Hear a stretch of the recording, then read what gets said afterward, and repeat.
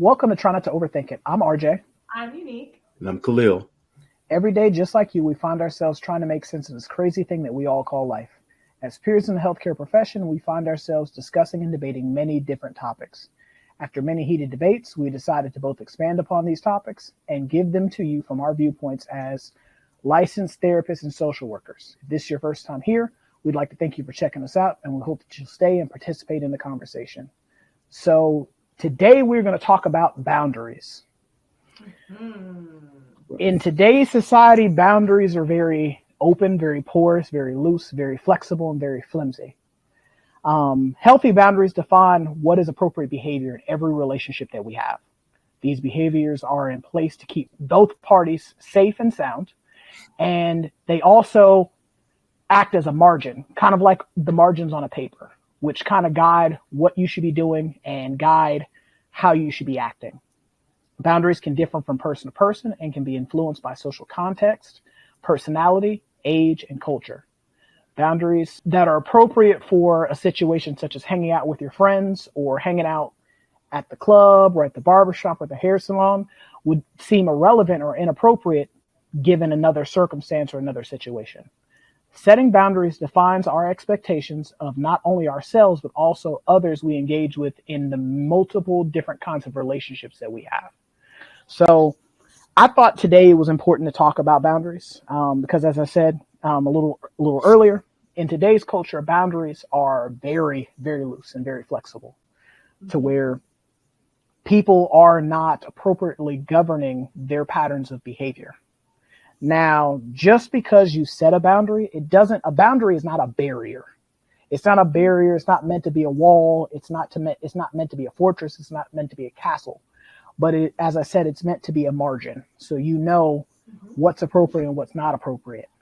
And I think that for some of us, we tend to just not necessarily operate inside of those boundaries. And that sometimes gets us in trouble. What do you guys think? I 100% disagree. No, I'm kidding. I'm kidding. No, I think I wholeheartedly agree with that. But I think sometimes people treat boundaries. You can be abusive with your boundary, right? Right. You do not know what it is. People think, oh, boundaries have to do with controlling somebody else. No, the boundaries have to 100% absolutely do with controlling you. It's a way of how you manage you and how you want other people to approach you with the respect of how you navigate through life. I am married, and from early on, we set the standard of we will not use each other's toothbrushes. I love my husband dearly. I do kiss him in the mouth. I just don't want to share the thing that we use to clean our mouths. I just don't want to do that. Right. We don't, no one says, this is my boundary. We don't. But it is. It is a boundary. And if he were to so happen to use it, I would be a little testy. Like, I mean, we ain't at the end of the world. We have money in the bank. I just don't know why you had to use that. And I might get a new toothbrush. Right. I might get a new one. I was going to ask you that. Like, aren't you just going to get a new toothbrush after that? I'm gonna have a conversation, but I'm gonna just get a new one. But so when we talk about boundaries, I think a lot of times people make boundaries out to be this huge ordeal, when all of them aren't. There are different layers of boundaries. Right? You have precautionary boundaries, time boundaries, reactionary boundaries. Like something happens, then you have to set a boundary. We talked about porous, and then you have rigid boundaries. Like different environments require different things. But I think creating healthy conversations about limits, like even if you took the word boundary out, these are my limits. These are the rules for me and how I live my life in the world. I think people would be a bit more comfortable with accepting that boundaries are a good thing. Right.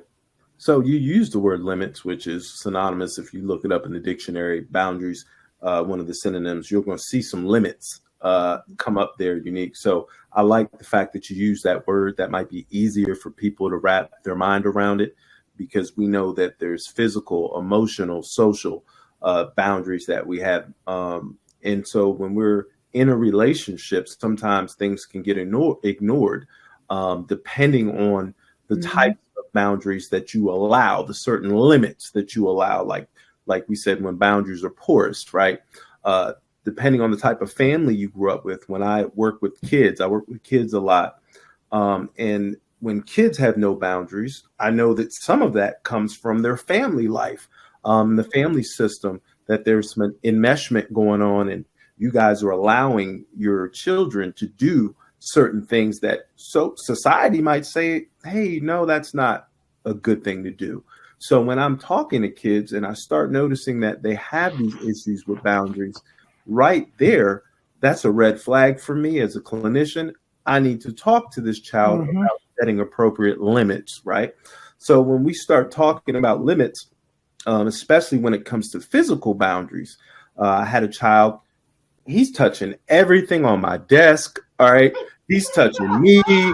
All right. And won't sit still. We had to have a good conversation about limits.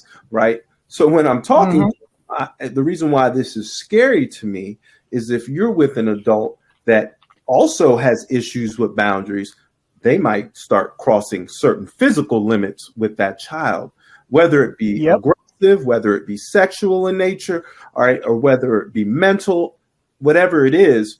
I know that if I don't teach him that this is not acceptable, he might go through life with this, and guess what? He's going to have some consequences because he doesn't have limits. So I love the fact that you use that, because when I talk to people, I like using that word instead of boundaries, because people, I don't know, I think they start thinking about like football or something, out of bounds or something. Well, you can, but limits is better, because then you're knowing if you're crossing these certain limits that aren't right. Obviously, there has to be a consequence every time you pass or cross over that limit. Well, I explain it like this, right? When you're driving down the road, most people have driven in the road. And if you live in America, even if you don't drive a car, you've ridden down the street. And in Mm-hmm. America, Right. every street, for the most part, if it's a paved road, if it is on the map, it has a speed limit there. It has indicators to know the flow of traffic.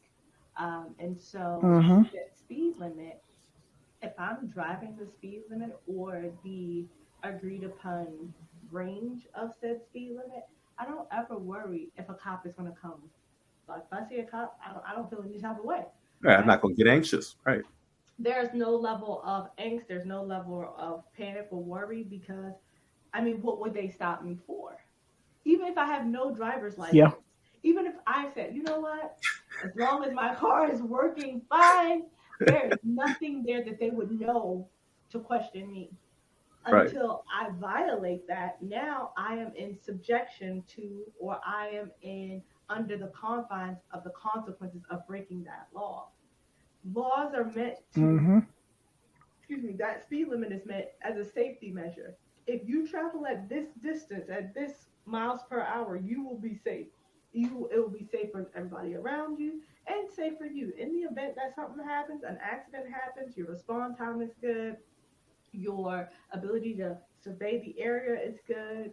You can safely navigate on this street at that speed. And we Right. put other precautionary Mm-hmm. measures to make sure that you're able to move down the street. In your life, it is no different. Mm.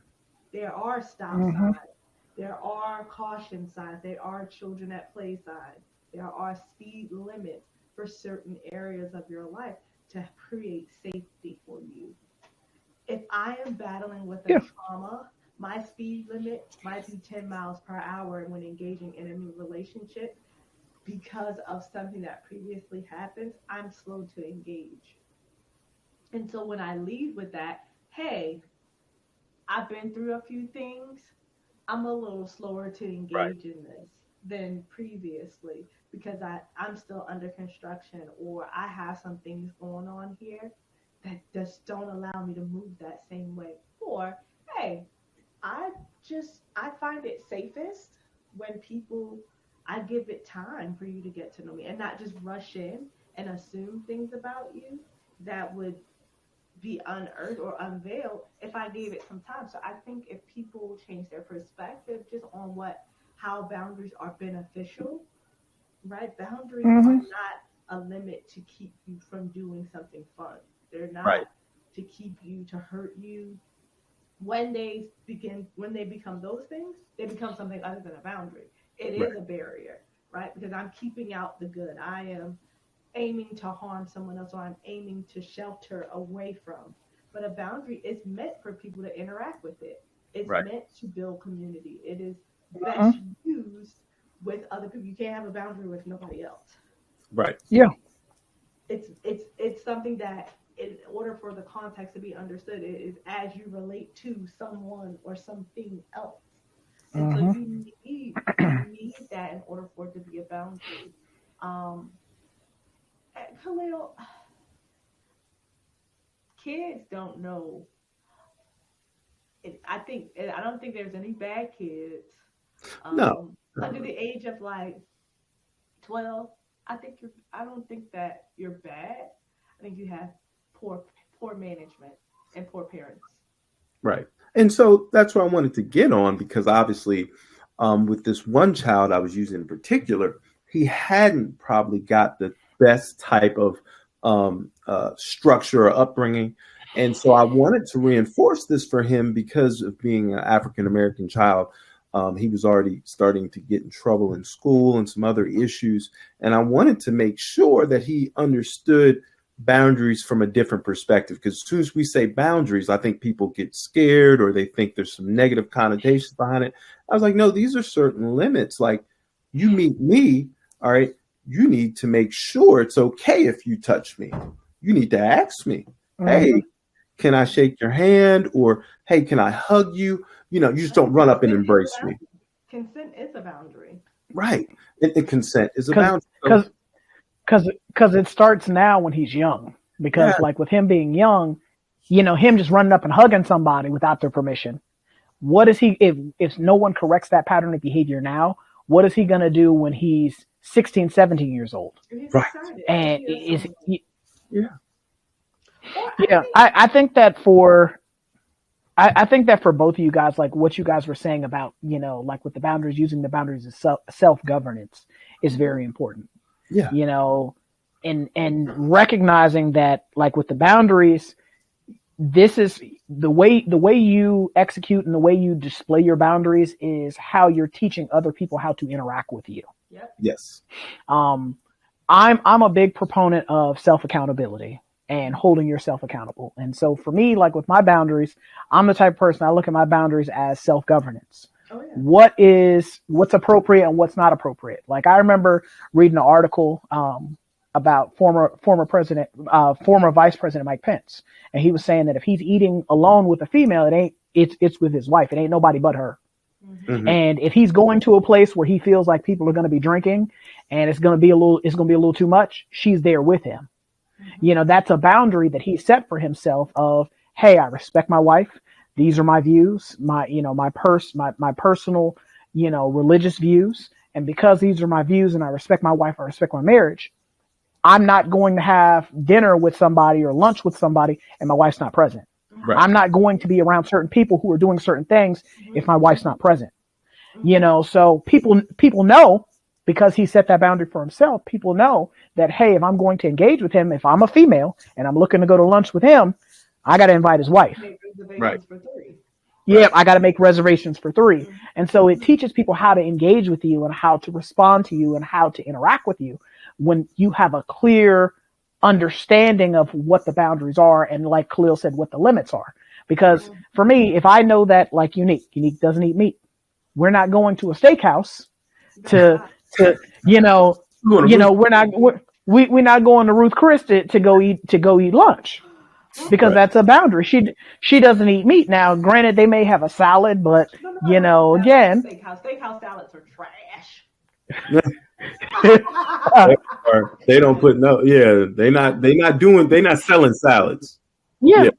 nah, they selling meat. The salad is it's supposed to be something that you look at. It's not meant for you to be sitting there actually Look, consuming it. They don't even have a But Cobb salad, a Caesar salad. They ain't got none of that. It'd be some Right. lettuce. That's about it. so I think that for some of us, when we do not have those clear outline boundaries, it allows people to just move back and forth freely.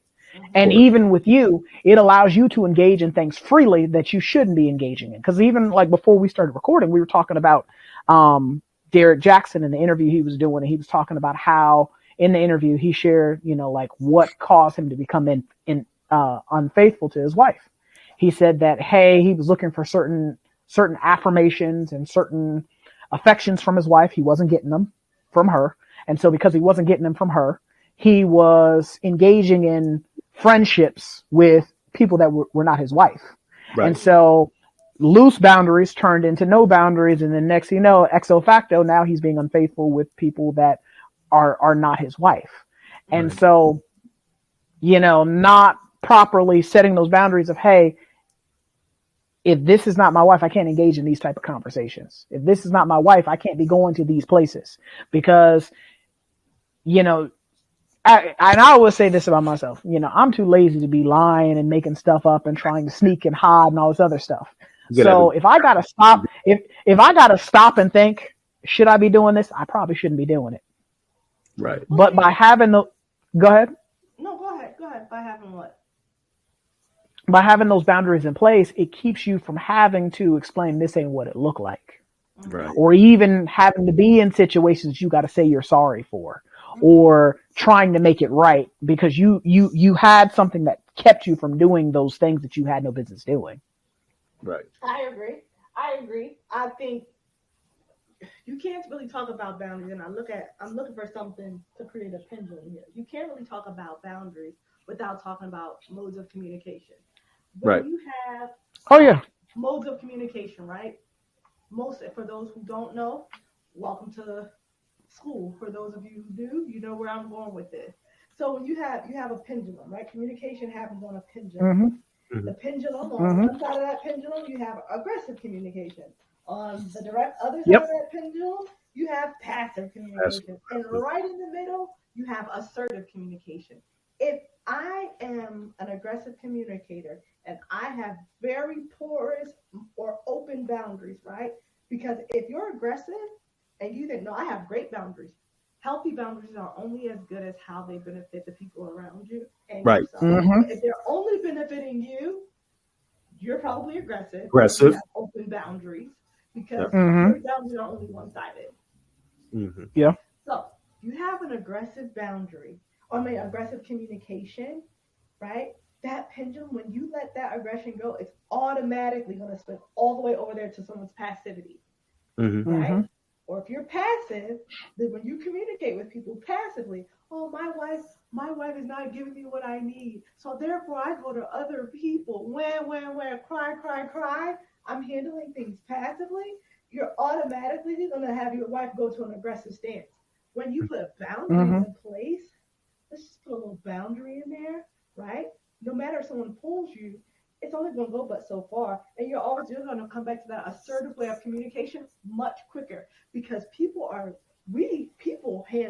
on a pendulum. We're never happy. We're not always happy, always sad, always mad. Right. So when the better your boundaries get, right, the easier it is for you to have different communication. So no matter what those emotions are doing, I'm able to communicate in an assertive way, and I'm able to express my wants, needs, and to be tuned in, included into what your wants and needs are. Because now we're both saying, all right, hey, you feel this way? That's fine. You can feel that way. But let's talk about it in a way that's going to be respectful to both of us. Let's look at the situation. Let's make sure our behaviors, our attitudes, our thoughts, our feelings are going to be in a way that's respectful to each of us. So many times we're trying to put healthy confines in unhealthy spaces. Right. I can have a gourmet meal, right? I can get a 5-star Michelin-starred meal, but if I get it from a dumpster, is it still going to mean the same thing? It's not. Look, if you don't tell them it's from the dumpster. I'm not even talking about like it's packaged and it's in the dumpster. I'm talking about it's just strewn out. Loose in the dumpster. In the dumpster. Right. I'm not eating that. I don't care how good it was. I'm not responding to that meal the same way. It's the same thing when we're talking about, oh, I have healthy boundaries, but you're yelling. Right. Or I have healthy boundaries, But when he asked, where do you want to go to dinner? Oh, I don't know, just pick a place. You knew where you wanted to You go knew to where dinner you when wanted to he go called you. and didn't communicate. Say it. If Mm-hmm. your woman is not doing it for you, say, hey, hey, hey, come here, sweetheart. Come here, young lady. Right? My honey dip. That's one of my friends used to call it honey dip. And you ain't doing it for me like you used to. Something's changed. I Right. need you to pull me up. I Yeah. need you, come smell my neck every now and again. Let me know that thing still get you all warm and fuzzy inside. Right. Right. Roger Mel, I'm keeping it real, Roger Mel. Sometimes y'all like all of that. Lift my neck, rub my hair. You be acting like they don't like all of that. Well, So, look, no, I like what you're saying though. y'all like to be That's pulled up. that's communication. That's Yeah. communication. And so with me, right, this is such a funny situation, and I'm going to use this. A buddy of mine was telling me of why he went through a divorce with his ex-wife, mainly because there was some boundary issues. And let me tell y'all something: boundary issues roll over from your own family into your new family that you're making, right? Mm-hmm. And he was explaining to me that um, the wife's mom really was overstepping. His mother-in-law was overstepping some boundaries. Communication issues. Yes, and so when things went wrong, the wife was seeking a lot of advice from the mom, and the mom, Mm-hmm. obviously, from her previous broken relationships, was projecting a lot of that onto her relationship. And so, I was Yep. to hear some of this, and one thing that I learned, I never knew this before until I went to my master's class in social work, that families can become enmeshed, right? And, Absolutely. and there's emotional enmeshment, meaning that, hey, I feel what you're feeling. And Mm-hmm. instead of giving you some good advice that is not subjective, it's objective advice that you should be looking for. I give you subjective advice because all of a sudden, yeah, I've been through that before and I'm feeling like he's going to do this to you and he's doing this to you. So let me prepare you on how to handle that. And so a lot of that was going on. And I didn't realize that that could play such a part in how people react to things. And so she was getting all this information, from her family and other people. And that, well, if he's treating you like that, then he's being abusive or he's being this or he's being that, putting labels on her relationship. And when I heard about that, it was a little bit sad to hear, but he didn't know what to do. And he said, hey, next thing you know, I stopped communicating the way I wanted to communicate with her because I already knew she was going to run and tell it.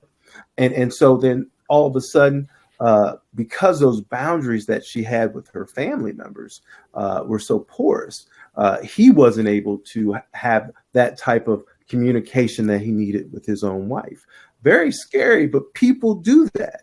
And I know I've been a part of that before with my best friend, and I was like, man, I don't want to give you advice in this situation because my advice could be tainted, especially being Yep. in a relationship and being divorced before. I said, man, you need to go talk. Both of you all need to go to a marriage counselor.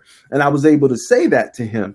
But I understand why people have that happen in their relationships, which is definitely unhealthy. I mean, I agree, Khalil. I do.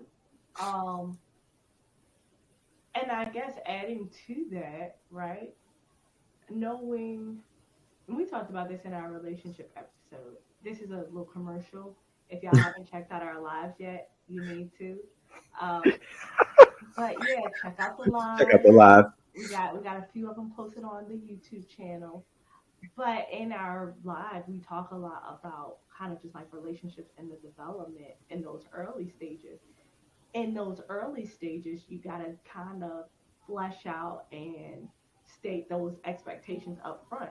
Hey, this is the weight that other people are going to have in our relationship, right? Clearly define that and say, Mm-hmm. I think wise counsel or being able to express ourselves and share our opinions with other people who know us is valuable, Right. but we take that with a grain of salt when it comes to how Mm-hmm. it's actualized or how it's lived out in our relationship. Right. Because I think there's merit in having friendships that people who've known you in different seasons. Um, I have several friends, men and women, who have known me in seasons outside of my marriage and just in a relationship. And so when I have to go and check, I'm rarely saying, is he wrong? And more of, was I doing too much? Right, let me use this as a gauge. Y'all know me, I could be a little rah rah. I've toned down. Roger Mel might disagree, but I've toned down. But I think Roger Mel, don't get on here and lie to the people. That's disrespectful. She be on Demon Time. That's Look. real disrespectful. She be on it. But look, hopefully your friends would let you know. Hopefully your friends will be truthful to you and let you know. Yeah. Yeah, you need. This is you doing too much. They should Right. be able to be honest with you. Right, and that's what I'm saying. Like, because I don't want people to say, "Oh, I'm never going to involve anybody in my relationship," because I've heard that too. But I Right. think recognizing what you're looking for. Are you looking for validation outside of your relationship? Because that's dangerous. That's You're dangerous. going to Right. be validated. But if you're looking for some aspect of where I'm trying to decipher the part that I played in this, Right. or how I can take more accountability for my behavior, am I seeing this clearly? Like, am I being as present enough? This person is saying, I'm not being present, I'm not showing up. Am I giving them enough way, like from an outsider's perspective, how could I listen to this person more? How could I be more present? I think that's something that we teach people how to do in therapy, but I do Right. think that everybody has that one or two people in their life where they can go and say, and you know me. Right. You know how I do. Was I wrong? I mean, I don't think that it's wrong to ask for perspective. Right. But I think that where we sometimes get ourselves in trouble with our boundaries is the fact that we just let the boundaries go down or let them go up. And then by not being selective, it's kind of like trying to strain spaghetti noodles with a fishing net. Right. Everything's going. You're not going to be able to strain the spaghetti noodles with a fishing net. I've never heard that. I love it. I mean, you just not. I mean, straining spaghetti with a fishing net. I like that. I mean, try it. I mean, next time you make spaghetti, try straining the noodles with a fishing net. The squares in the net are way too big to catch the noodles. Right. But what happens when you are not being selective about the information that's coming in as well as the information that's going out is, again, you have no control. You've lost control at that point. But like you said, so everything, because when you fishing that comes in handy. Yeah, depending on, but see, you said it best about you going to the right place for the right tool. Right. So in that moment, I'm using a fishing net to catch fish, but using a fishing net to strain spaghetti noodles is not going to work the same way it would catch fish, because fish are much bigger than the noodles that are going to fly right through the holes. That colander, like, it's not going to get it. And so that's where, like, I feel like with us and our loose and our flexible boundaries is, for some people, what they will do is they will look for an excuse to misbehave. And so wait a minute. No. I need a little water. Wait a minute. Hey, look. Hey, that's something to talk about right there. Because I mean, people are just looking for an excuse to misbehave, because, like, when you look at the way things are in most things in society, people look for any reason to act out of pocket, act out of order, do things they have no business doing, do things that they wanted to do already, but they were just looking for an excuse to do it. Right. And so my thing is, like I said before, for me, when you are, and I always go back to being a person that's that is on purpose. When you are moving on purpose, it don't matter what is going on, external from you, because you know what you're supposed to be doing. You know what right looks like. You know what you shouldn't be doing. You know certain conversations you have no business participating in. You know certain behaviors that you shouldn't be engaging in. If I'll use it as a prime example. If I am a man that's married, or a man that is working to be married, I'm not going to be out here hanging out with a whole bunch of single friends. And the reason why is because those single friends think single thoughts. Right. And so, different going back to the analogy you used about the appropriate tool from the appropriate place. I shouldn't be taking, marriage advice from single people because they're going to give me especially if they've never been married before or never had a serious monogamous long-term relationship before. Right. And that's where, like I said, when your boundaries are so loose and so open, you have no control over what's getting in and what's getting out. Mm-hmm. And so that is where you start, like my man, Mr. Jackson was saying about loose boundaries became no boundaries. Mm-hmm. Because there was no self-control and he was not moving in his purpose like he should have been. You started giggling and laughing with the wrong people. And giggling and laughing turned into conversations, and conversations turned into touching. And then next thing you know, touching turned into doing some other things that now you're now you violate. Yeah. Now you done violated because your boundaries were loose and they were wide open. And so now something these that words, loose, wide open, Roger Mel, you get woo. Hey, he's telling the truth. He's telling the truth. I'm just speaking the facts, man. Like for a lot of us, we and that's where, like for me, like I said, I'm about accountability and ownership. Mm-hmm. That's the type of therapist I am. That's the type of man that I am. Accountability and ownership. Those are keystones for me, because we can all say somebody made me do something, but and that's what a lot of us will do. We'll look for excuses for our piss poor behavior, our out of pocket behavior, instead of saying, you know what, I was wrong and I shouldn't have done that. Right. I shouldn't have done X, Y, and Z. I shouldn't have engaged this conversation. I shouldn't have engaged in this behavior. I shouldn't have done these things. Because people have more respect for you coming clean and just saying I shouldn't have done that, or this is what I should have done. Right. Because and we talked about this in the accountability episode. Not taking accountability stifles or removes your ability to grow. Mm-hmm. Right. Because you're not taking ownership. Mm-hmm. And so for me, like I said, like for me, I don't look at boundaries as like a hard and fast rule. I don't look at them like a wall or like a fortress or a castle, but I look at them as, because for me, I'm very impulsive. I think a lot of things, and because I think things, sometimes I act on those things. And so to keep myself from getting in trouble or doing things I ain't got no business doing, because I haven't always been saved and delivered. Sometimes, back in the day I used to be on demon time, heck, sometimes I still am. But ladies and gentlemen, you heard it from his own mouth. If you want a story or two, DM me. Yeah, I mean, you want a story or two. I mean, you can hit my line, but the thing is, as I grew older and I matured and I started stepping into the purpose that God had for me, I had to recognize that the things that I was engaging in before, I couldn't continue to do those things. Mm-hmm. Mm-hmm. So, no one is going to hold me accountable because I'm grown now. Right. Like when we're children, we got parents that's going to hold us accountable. We have authority figures that's going to hold us accountable. Mm-hmm. But as an adult, as you get older, you have to set those boundaries for yourself to hold yourself accountable. Like we talked about losing weight, getting in shape. Who going to hold you accountable for that? You got to hold you accountable for that. That'd be you. It's regulation. Like being a mom, I tell my kid all the time, I think she just hates being a kid and that she's not an adult. And I mean, rightfully so. That kid likes to do a lot of things and she just don't know why she can't. I think because you're not grown, baby. That's why.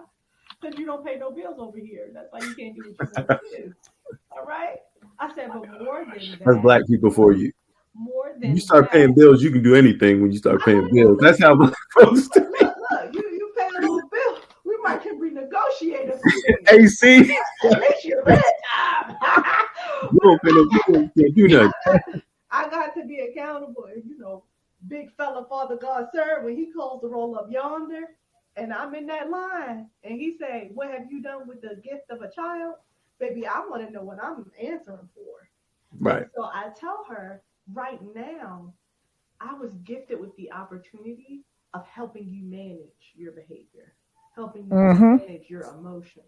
But there will come a time, and she, as much as she wants to be a grown up and still be my little baby girl, she tells me, "Mommy, I'm never leaving." And I said, "All right, um, you will though. You will leave one day because one day you're gonna want to stretch your wings and be a grown up. And when that day happens, I don't want you to feel like you don't have the capability to manage your emotions, your Mm-hmm. behavior, and your feelings appropriately. Not appropriately for me, not appropriately for society, but to be able to clearly define some guidelines of the type of woman you want to be, right? I want you to say, I am an honest woman. I Mm-hmm. am a fair woman. I'm a respectful woman. But if I don't instill those in you now, when you 18, 19, and the world is telling you how to think, feel, and be, I don't want you to be confused about the type of person you want to be. So I got to make sure at 9, Pulaski, that you have, that's not her name, but that's what y'all gonna know her as. Hmm. So Pulaski, right now, you gon' you gotta stick to a schedule of washing dishes Right. because I don't want you to be a dirty woman, right? Yep. You gotta stick to a schedule of when you come home. There's a system. I do my homework at this time. I do my chores at that time. I taught her how to wash clothes today because she's not always gonna have me there crafting out her life for her. When she Mm-hmm. get to be 25 and she got bosses like you and Khalil, RJ, I want her to know, I can't party all night because I got to go to work at Right. 8 a.m. Baby, this party is cut short. I'm keeping this kiki into a minimum because I Right. gotta go to work. I'm sorry, I gotta clean my house because I want a nice house. But those, what I'm teaching her is a boundary, right? Mm-hmm. Governing herself in a way that's going to be beneficial to her lifelong character building, Yes. Mm-hmm. lifelong edification of who she's going to be as a woman. I'm not just training her for the child because she's not always going to stay my child. Hmm. I'm talking to the 25 version of her. So when she's 25 and she's saying, "How you learn how to wash clothes, my mama? How you learn Right. how to wash some dishes, my Right. mama? How you learn how to cook, my mama?" I don't put that in there. Why? My mother never did that. Right. And Well, do I look. want it? I don't want that clout, but I want her to feel confident in the person she is. Well, look. I think people don't think about that, but I remember, finally going out on my own, getting a few roommates here and there, or when starting college, and people did not know how to wash clothes at 19 or 20, or people didn't know how to clean up after themselves, the Mm-hmm. bathroom, peeing on the seat, doing things like that, and no one ever taught them, or they weren't corrected, and somebody just cleaned up after them. So Mm-hmm. what you're doing in turn, like a lot of people look at it, well, you're just doing a mom's job. No, that's raising a child. That is trying to make sure that I'm raising child, an adult. raising an adult, yeah, raising a child so they'll be a respectful adult. And when we're talking about Mm-hmm. boundaries, they'll be able to set boundaries because when you love and respect yourself, you're not going to do some of the things that we see out here people doing because they have certain limits, right? And because they love themselves, they're not going to let you take advantage of them or and cross over certain limits.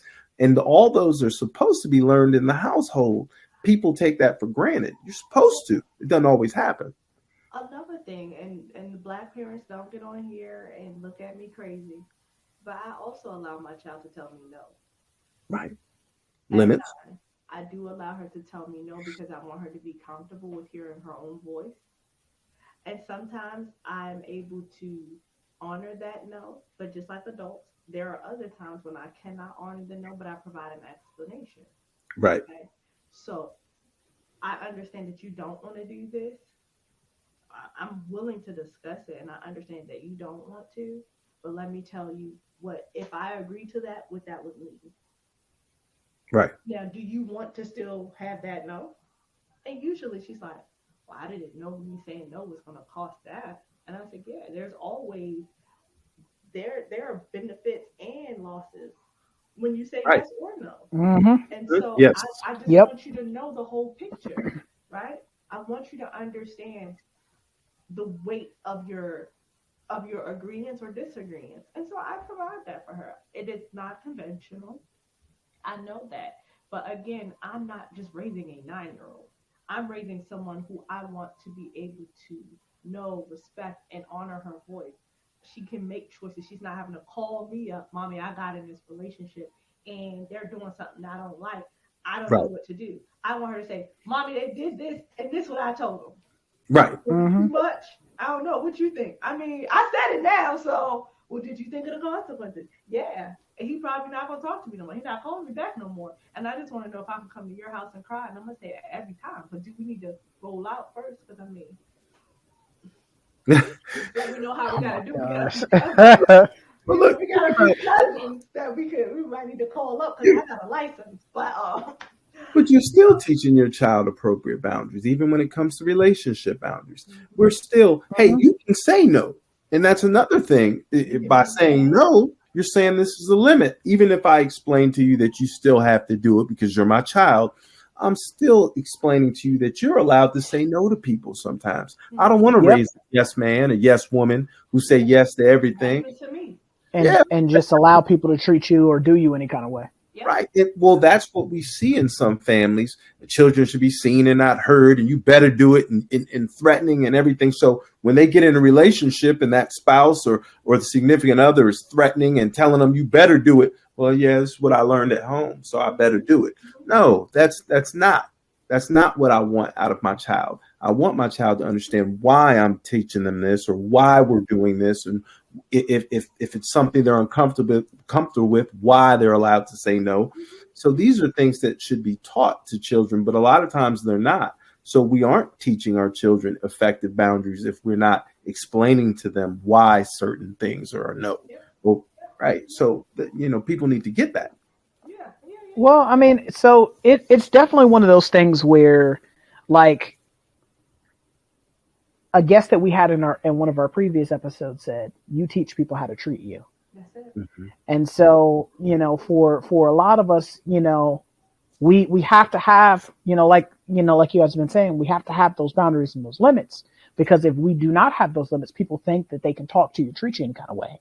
Right. And so by you saying and putting that out there on the front, hey, I'm not going, or this is not going to fly with me, or that's not appropriate, or that's not respectful, and I'm not going to allow that to happen. Guess what, people? It shows people, hey, to stop, or potentially there's going to be a consequence that occurs if you continue to do that thing. I mean, it's no different than bees, wasps, even some snakes like rattlesnakes. They let you know, hey, you better get away.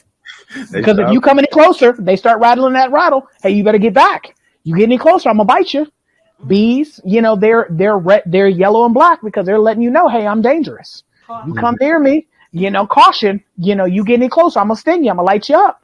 And so those are things where, for me, like I said, like I was saying earlier, when it comes to us and having boundaries, having those boundaries in place, it can never happen too soon. I feel like, like with you, Unique, sitting down and outlining that with your daughter now, because again, like as we've seen as providers, things that are problems at an early age become problems, as adults if they're not addressed soon enough, because they magnify. Because like my dad says it all the time, bad habits are like feet; they don't get any smaller. They get bigger and bigger. And so there have been so many clients that I've, had the pleasure of providing services to, that when you start to sit down and unpack with them, like how they ended up here, because that's always my favorite question. How did we get here? Mm-hmm. Some of the questions I ask my clients, two primary questions a lot of times. One, how did we get here? Two, how did that work out for you? Listen. Mm-hmm. Mm-hmm. And when you start to ask that question of how did we get here, and then they're speaking it out loud of how the choices they made, or certain things they were doing, certain things they weren't doing, caused them to be sitting here in front of you. You're like, wow. Right. And so now it becomes real to them. Cause like I watch a guy on YouTube. He has a channel, where he interviews homeless people in Atlanta. And so, he's always interviewing them and asking how they ended up homeless, hearing their stories and stuff like that. And for some of them, hanging out with the wrong people, trusting the wrong people, taking the wrong advice from the wrong people, having the wrong people around them, having the wrong people in their circles when they shouldn't have been in their circles.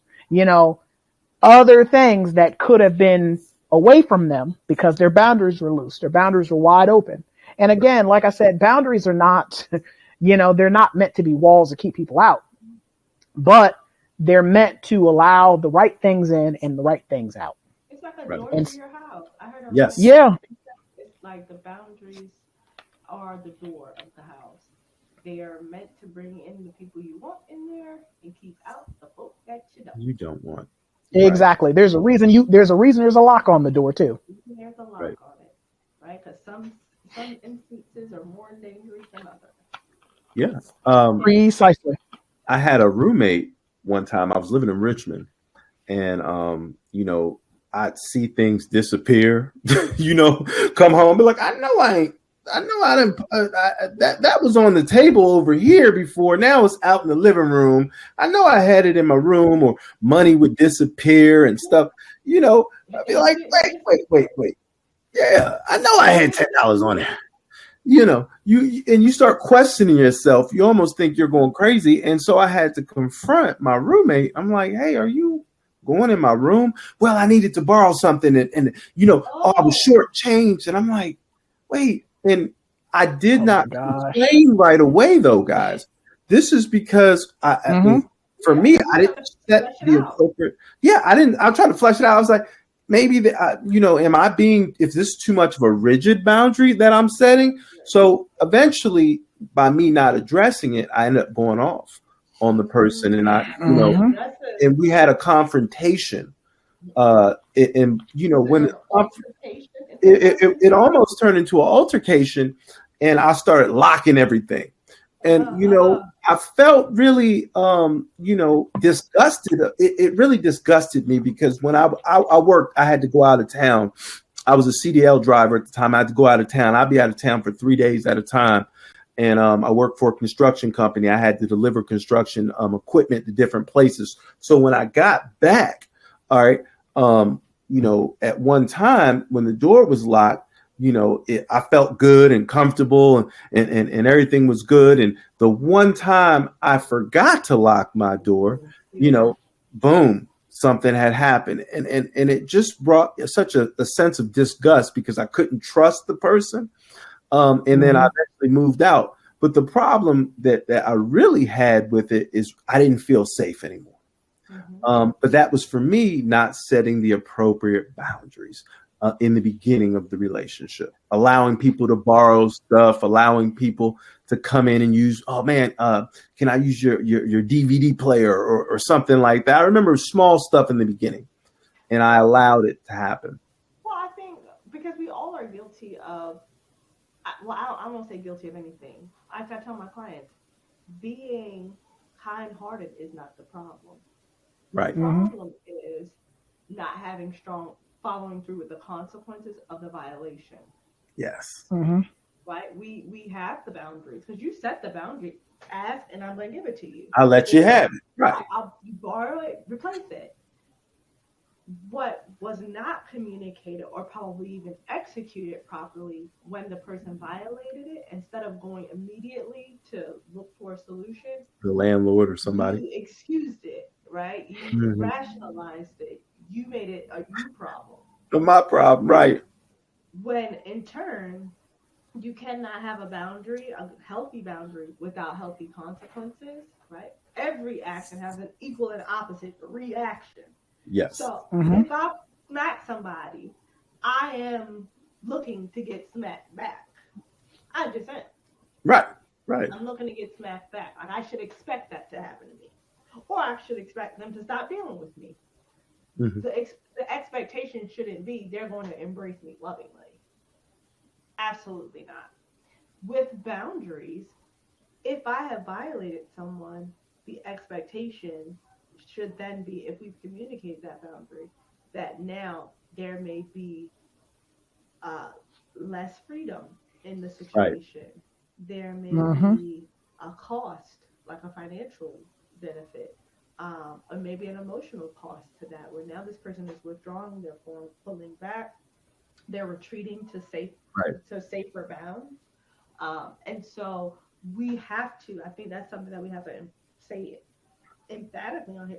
If you set healthy boundaries, you have to follow through with the consequences. If Yes. not, then you have a porous boundary Mm-hmm. because people do what they want to do to you. Well, If they you think you're say wishy no, washy Yep. at that time, right? well, yeah, They're gonna because take you want advantage your of you. boundaries to become open. So if your boundaries, in order for them to remain healthy, respect yourself enough to you uphold the boundary. I tell this to clients when they're like, well, they didn't respect my boundaries. I said, no, you didn't respect your boundary because you Right. said that it was loose. When you allowed them to continue, you said that that boundary was not important to you. It's okay for them The to do only person who can keep the boundary is you, that. right? Right. People can agree with your boundary, but disrespecting them is not a them problem. That's a you problem. So once they've disrespected it and you don't do anything about it, then it becomes your problem. But when they disrespect it, it's their problem. And if you give them the consequences, it remains their problem because now they have a choice.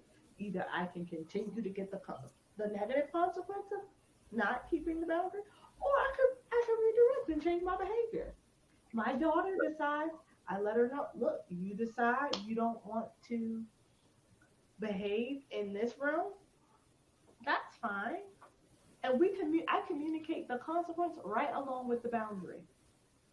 Today we had a situation. She wanted to have some of my tea. The tea has way too much caffeine in it. And I gave her a little. I said, you can taste it. I mean, having a little bit of caffeine is not gonna kill you, right? You eat chocolate, so it's not gonna kill you. Right. Right. But a small amount, right? In a shot glass, no alcohol in it, people. It was coffee, like tea in the shot glass. So I put tea in the shot glass, but I let her know this shot glass is important to me. If you break my shot glass, you will get a spanking. Because I already communicated with her. I like this glass. It is an important glass to me. I cannot replace it. It's a souvenir from another country. So I'm going to let you use it. I'm going to trust you with this. Some people will have me Right. say, don't let her use it at all. No, because I'm teaching her the value of something. She'll never understand it if I Mm-hmm. never give her opportunities to use it. So I said, listen, this is important to me. If you break it, then it's going to be a spanking involved. Usually, my child will try to carry everything at once. Today, she made the decision I'm going to carry the tea and the creamer, and then I'm going to come back for the glass. And I was so proud of her in that Smart. moment because she said, she's attaching, okay, if I want to do something for mommy and I want these privileges, I have to do it within the confines to continue getting the privileges. If I want those privileges to stop, then I can do it my way. And sometimes she does choose to do it her way and she suffers the consequences because of it. And she and I will have a back conversation. I said, now, this is not me. I'm not punishing you. Right. You made a choice. This is the action that Mm-hmm. you did. And we already talked about, we agreed what the consequence would be.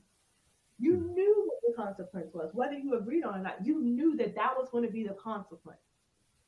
And you did it anyway. So now I have to be fair to you because I needed you to respect that situation and you didn't. And she hates it. But there are also times when I give her fairness. She tells me, Mommy, this person did this or they broke that. I was like, okay, what are we doing about it? What's the consequence? I don't want them in my room. She'll tell the dog, well, they ate this or they ate that. And I was like, well, so now it's broken. We told you don't let dogs come in there. You did. Your stuff got broken. Now what? How do you want to move from here on out? They can't come in my room. Okay, fine. I get Right. what I want. You don't get your stuff eaten anymore. It's a win-win. Right. And I taught even with her Yeah. personal belongings at school, kids will break her things, and I was like, "Did you tell them not to touch it?" Yes. Okay, they broke it anyway. Now what? I don't want to talk to them anymore. Fine with me. There he is. I did not force her to talk to them. Don't talk to them anymore. Right. That's your consequence for that. If you don't feel Well, just safe, like working with clients. When I work with clients and they do the same thing over and over again and expect different results, I'm like, you're essentially punishing yourself Mm-hmm. because when you go back in that relationship and you knew that that person wasn't good for you and you told me you ain't got nowhere else to live and so you got to do this and I got to move in with her or I got to move in with him, and then you go there and next thing you know both of y'all relapse, y'all still using, and then all of a sudden you back at treatment, and I say to her, I said, you're just punishing yourself. This is you. Mm-hmm. There's your consequences from your decision making. from not following Yeah. along, not respecting your boundaries. Right. And I get it, especially working with substance abuse. We talk about boundaries all day long with substance abuse. It's all day long. And it's so funny because it fits in every area of their life. But one thing I have learned that I want to talk to, and I know you and RJ can speak on this, is that when people are suffering from substance abuse, a lot of times they'll have low self-worth because they're stuck in that cycle of using and abusing. And they get in these relationships when they get clean. And what I see is I'm like, your boundaries are so porous. And a lot of times it's because the self-worth is so low. There's like this direct correlation. It's like, well, I don't, it's okay for them to do this to me because you know what? I've been on drugs for so long and I haven't done the things I was supposed to do. I'm not a good parent. So people can talk to me anyway. And they almost internalize that. And it's like, man, you don't have any boundaries anymore because you don't feel as if you deserve to have these limits that you should put around people. So I know you guys can speak on that because when we talk about relationships, depending on how you were raised, the situation you're coming from, when you don't have any boundaries, oh man, it opens up a world of just pain and torture for you, in the long run. Absolutely. I I just mean, told, go ahead, Ar. go ahead. No, you go ahead. I'm saying I had a client just this past Saturday call me in tears saying, somebody came, she's doing amazing work. Somebody came up to her job and was reminding her of her past. And Mm, I said, she left the job in tears. And she's like, this is why I don't come out of my house. This is why I stopped trying to get jobs here. And I said, how long are you going to allow people to tell you that you're not worth the changes that you've made? right, Hmm. But it hurts. I said, I understand that it hurts, but it only hurts as long as you give it power to hurt. right, It hurts Hmm. because you still believe what they say is the truth.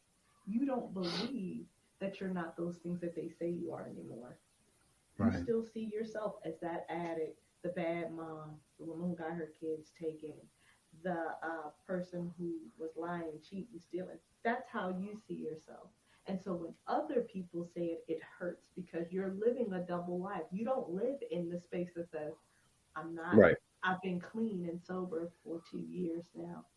Yes, I lost my kids, but I have insight as to why, and I'm able to own that today. My kids are in a better place, right, and it is because of my poor decisions at that time.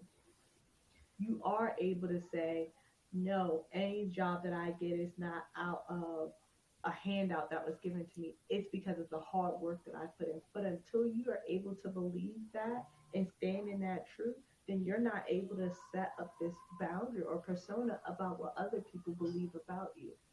When she starts, and I told her, I will not preach or condone a lie. right, Well, right, I Hmm. just want to go. I said, no, you're asking me to condone a lie.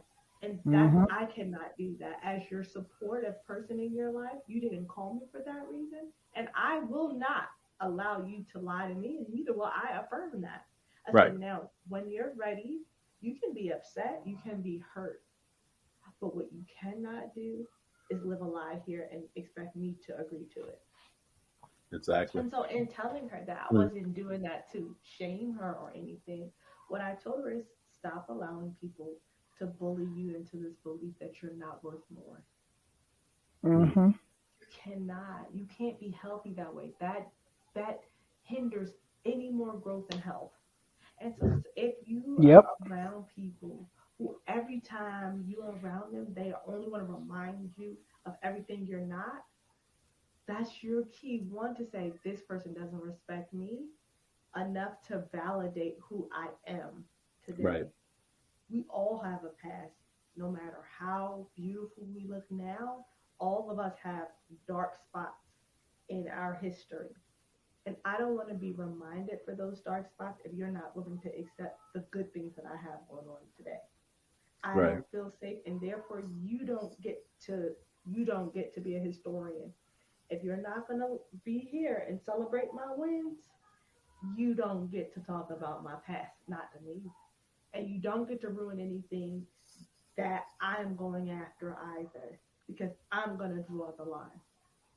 And there's mm, going to be a hard rigid, extremely Boundary. rigid boundary of you don't get access to me anymore. Whether that means I have to call the cops on Uh-huh. you, put Right. a restraining order out, because I'm with the boys. I believe in calling the boys on people. Because if I'm not gonna put my Right. back on Hey, you yeah. because of you. If you don't fear me Yep. and my boundaries, I'm gonna put somebody in your life whose boundaries you will respect. You won't leave me alone. Right. Mm-hmm. So it just gotta be that way, right? Once you have moved from that place of the downward life that you used to live, give yourself permission to accept that I'm not there anymore. I've moved over here. And once Oh I Right. yeah, get for here, sure. I move different. The girl you knew yesterday, she ain't there. The price went up. Yesterday's Right. price is Mm-hmm. not today's price. Price went And up. you not gonna pay yesterday's price today. You can't Right. afford me no more. You can't afford to Absolutely. you can't afford to remind me of that stuff because that's a different girl. I don't even, she don't exist. She don't live here. So you can't talk to me like that. Sorry. You was good for nothing. Yeah, yesterday, not today. I'm good for something today. I hope people hear this because, like we're saying, in relationships in general, man, if you don't have any type of self concept of some self love and some appreciation for yourself, you will put yourself in situations like that. It don't matter what happened in the past, but right now, I'm learning how to respect and love myself. You Mm-hmm. know, and you see that with people. It's like, why would you put yourself in that type of relationship where that person's taking advantage of you, abusing you? And it's the self worth. Mm-hmm. Mm-hmm. Absolutely. Stick it to them, people. But you gotta be right. And if you want to stick it to somebody else, you gotta be living on the wholesome. But if you're Right. not, notice I didn't Mm-hmm. say perfect, but you gotta be living according to the rules you set for you. Because if you out here living on the half and on the sly, then you leave yourself open to get treated like that.